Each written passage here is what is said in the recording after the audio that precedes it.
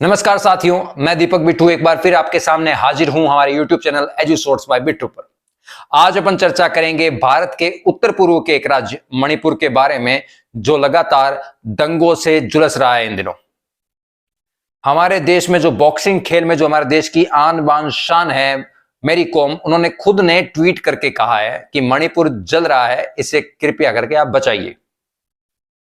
मणिपुर में दंगों की स्थिति इस कदर हो चुकी है कि 55 से ज्यादा लोगों की जान इन दंगों में जा चुकी है। सरकार ने दंगाइयों को देखते ही गोली मारने के आदेश दे दिए हैं। भारतीय सेना को वहां पे तैनात कर दिया गया है, असम राइफल्स वहां पे तैनात हैं। ये हालात है मणिपुर के। अब बात करते हैं कि मणिपुर में आखिर ये दंगे क्यों शुरू हुए, इनका कारण क्या है।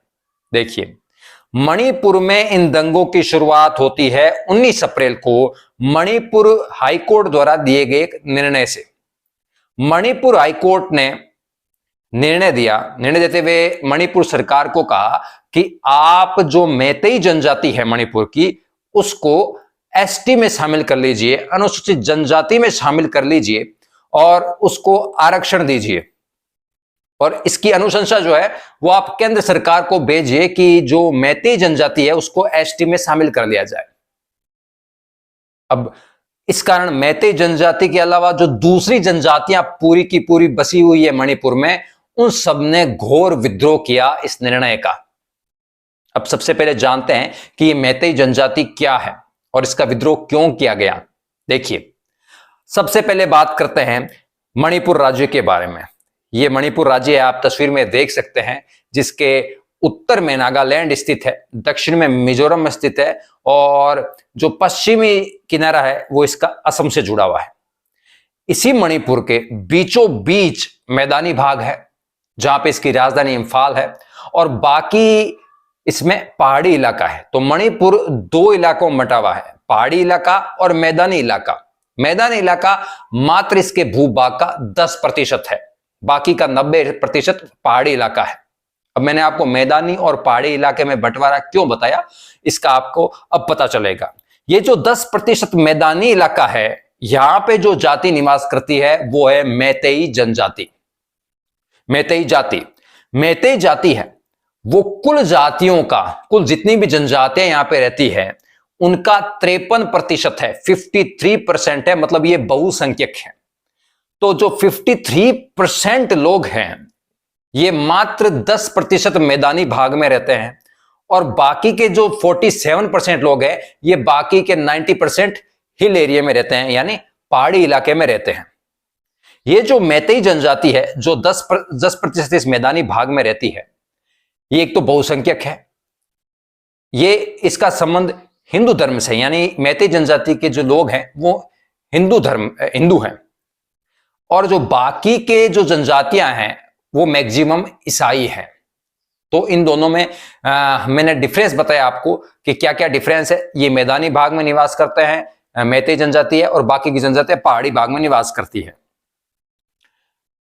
मैतेई ये हिंदू है और बाकी की जो पहाड़ी जनजातियां हैं उसमें मैक्सिमम बहुत संख्या में ईसाई है। अब होता क्या है, जैसे ही ये निर्णय आता है कि मैतेई को एसटी में शामिल किया जाए, तो ये जो बाकी की जनजातियां हैं इनका एक यूनियन है, ऑल ट्राइबल स्टूडेंट यूनियन। ये जो ऑल ट्राइबल स्टूडेंट यूनियन है, ये इसके चूरा चांदपुर नाम की यहाँ पे एक जगह है, वहां पे रैली निकालते हैं किसके विरोध में, कि मैतेई जाति को एसटी में शामिल नहीं किया जाना चाहिए। और इसी रैली के दौरान जो है वो दंगे शुरू होते हैं। ठीक है, अब बात करते हैं कि दोनों का अपना अपना क्या मत है। सबसे पहले जानते हैं कि मैतेई जाति है वो क्या कहती है। मैतेई जाति का कहना है कि हम मणिपुर की मूल जनजाति हैं। 1949 से पहले, जब 1949 में मणिपुर का भारत में विलय हुआ था, देखिए भारत में जो एक राज्यों के रूप में विलय हुआ था वो मणिपुर और त्रिपुरा थे। बाकी के जो राज्य हैं वो सारे के सारे राज्य असम के टुकड़े रहे हैं। ठीक है, अब देखिए 1949 में मैतेई जनजाति का कहना है कि 1949 में से पहले हम जनजाति थे हम एसटी में थे, लेकिन 1949 में जब विलय हुआ मणिपुर का, उसके बाद से हमको एसटी से निकाल दिया गया। मैतेई जनजाति है वो मणिपुर की मूल जनजाति है। इनकी जो भाषा है वो मणिपुरी है, जो कि संविधान के 8वीं अनुसूची की 22 भाषाओं में शामिल है। ये कहते हैं कि हम यहाँ की मूल जनजाति हैं। और दूसरी चीज क्या है कि ये जो पहाड़ी इलाके में ये दूसरी जनजातियां रहती है, ठीक है, ये तो हमारे मैदानी भागों में आके रह सकती है, यानी हमारे एरिया में आके ये अपना मकान बना सकते हैं, रह सकते हैं, सब कुछ कर सकते हैं, लेकिन हम पे ये प्रतिबंध लगाया गया है मैतेई जनजाति पर कि आप पहाड़ों में जाकर नहीं बस सकते। तो हम जो यहाँ की मूल जनजाति हैं, जो यहाँ की बहुसंख्यक जनजाति है, उन पर इतने सारे प्रतिबंध लगाए जा चुके हैं, उनको कोई आरक्षण नहीं है, जबकि इन जनजातियों को क्यों आरक्षण दिया जा रहा है। दूसरी तरफ जो अदर ट्राइबल्स हैं, जो पहाड़ी इलाकों में बसती हैं, उनका यह कहना है कि मैतेई जनजाति जो है ये बहुसंख्यक है और अगर इनको आरक्षण दे दिया तो ये हमारी सरकारी नौकरियां खा जाएंगे। बस ये इनका विवाद का जो है वो प्रमुख मुद्दा रहा और इसी के आधार पर जो है जो रैली निकाली गई थी ऑल ट्राइबल स्टूडेंट यूनियन के द्वारा, उसके दौरान दंगे फसाद होना शुरू हो गए।